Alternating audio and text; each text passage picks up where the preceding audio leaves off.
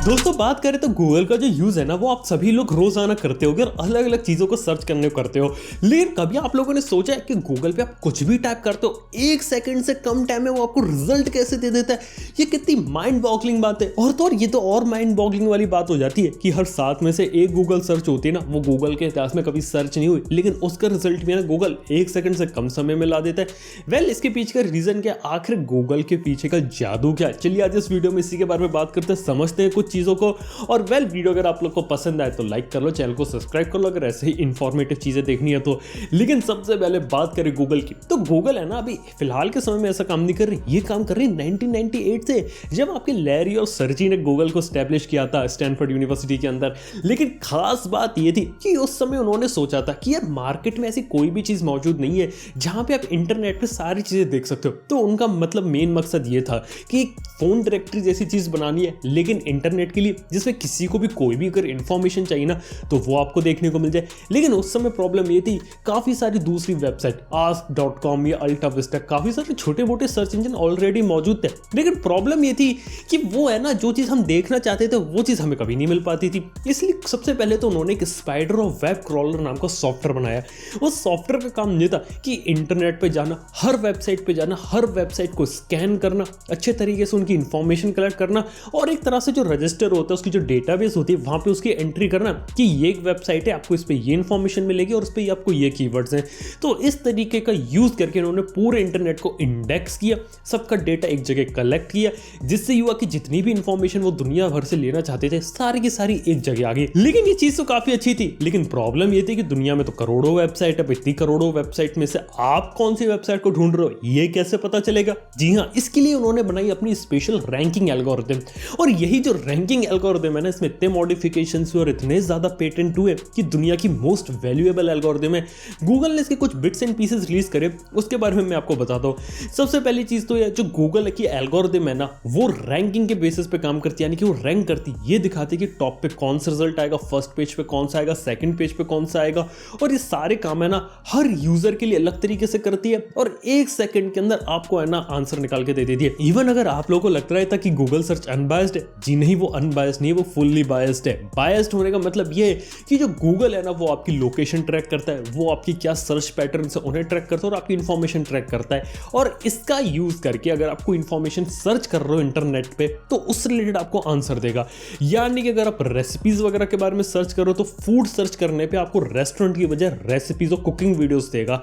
अगर आप भूखे हो, अगर आप पिज्जा सर्च कर रहे हो तो वो समझ जाएगा कि आप भूखे, आपको पिज्जा खाने का मन है, तो आपको डोमिनोज पिज्जा, पिज्जा हट, अलग अलग जो पिज्जा के रेस्टोरेंट्स होते हैं ना उन्हें सजेस्ट करेगा।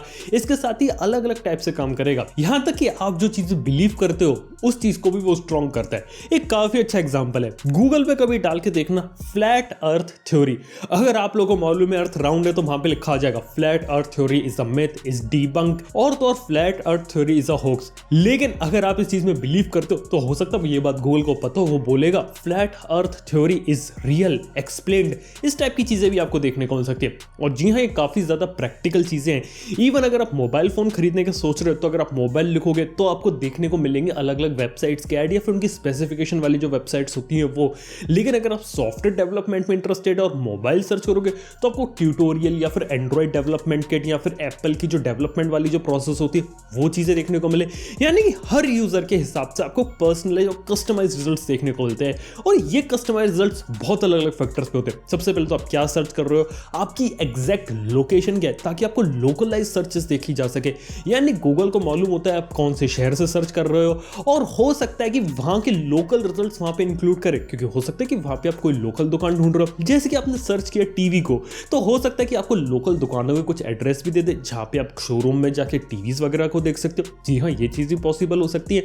और इसका फायदा ये रहता है कि गूगल जो रहती है ना वो हर यूजर के सबसे पर्सनलाइज्ड एड क्रिएट कर सकती है, जो कि लोगों के लिए काफी ज्यादा सूटेबल रहे, और जो एडवर्टाइजर्स होते हैं उनके लिए भी और जो ओरिजिनल बिजनेस ओनर है उसके लिए भी। यानी कि जो सबका फायदा होता है ना, यहाँ पे जो गूगल है वो देखना चाहती है। इसके साथ ही बात करें कि आखिर वेबसाइट की सर्च रैंकिंग वगैरह कैसे होती है, तो यहाँ पे मल्टीपल फैक्टर्स होते हैं। सबसे पहले तो मार्केट में आज के समय में करोड़ों वेबसाइट एक दिन में बनाई जाती हैं, करोड़ों वेब पेजेस आते हैं, काफी सारी फालतू इंफॉर्मेशन होती है, काफी सारे में वायरसेस वगैरह के लिंक्स दिए जाते हैं और बहुत अलग अलग चीजें होती है। तो गूगल की सर्च एल्गोरिथम तो ये डिसाइड करती है कि एग्जैक्टली कौन सी वेबसाइट रियल है, कौन सी वेबसाइट फेक है, और जो फेक वेबसाइट है उसको अपने सर्च रिजल्ट से कंप्लीटली रिमूव कर दो। उसके बाद जो हर कंटेंट होता है उसे एनालाइज करते हैं और देखते हैं कि इस कंटेंट की जो रेलेवेंसी है, क्वालिटी है कंटेंट की, वो कैसी है, और उस हिसाब से उसे रैंकिंग प्रोवाइड की जाती है।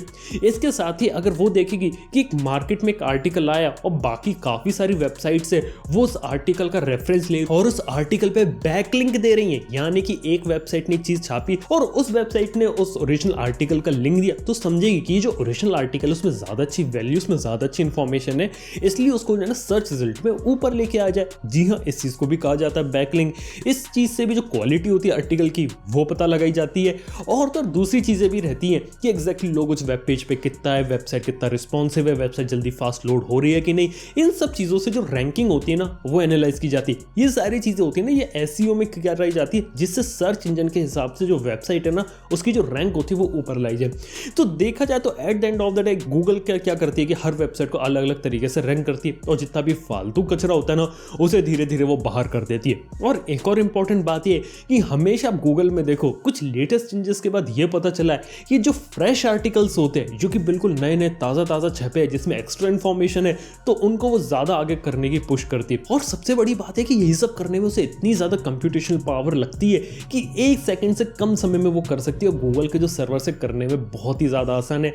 मतलब समझ सकते हो यार, गूगल नहीं होता तो हमारी ज़िंदगी कैसी होती, और गूगल है वो अच्छे तरीके से जानता है कि आप एग्जैक्टली क्या सर्च करना चाहते हो और वो सर्च आपको किस तरीके से देना है। यहाँ तक कि अगर आपने गूगल में अगर कोई भी गलत स्पेलिंग लिख दी तो डिड यू मीन करके आपको सही स्पेलिंग भी बता देता। उसे मालूम है कि शायद से आप इस चीज़ को सर्च करना चाहते हो, तो गलत स्पेलिंग की टाइप करने के बावजूद भी आपको सर्च रिजल्ट में अच्छी चीज़ें देखने को मिल जाती हैं। और यही देखा जाए तो गूगल की ताकत है, ये जो पर्सनलाइज्ड सर्च रिजल्ट देता है, ये जो बायस्ड सर्च रिजल्ट देता है, इसी कारण जो लोग हैं वो उसे यूज़ करना पसंद करते हैं। क्योंकि जो लोग हैं वो ये देखना नहीं चाहते कि पूरे इंटरनेट पे क्या है, लोग हैं कि वो ये चाहते हैं कि उनके लिए जो चीज़ सही है वो उन्हें तुरंत के तुरंत जल्दी से जल्दी मिले, और यही जो काम है ना वो गूगल कर रही है। वैसे आप लोग क्या लगता है, क्या गूगल को आने वाले समय में कोई चीज़ रिप्लेस कर सकती है? ये बात नीचे कमेंट बताना ना भूलना। वीडियो पसंद आए तो लाइक कर लेना, चैनल को सब्सक्राइब कर लेना ऐसे कंटेंट देखने के लिए। थैंक यू आपका वीडियो देखने के लिए। मैं सुनता हूं नेक्स्ट वीडियो के अंदर। Good bye.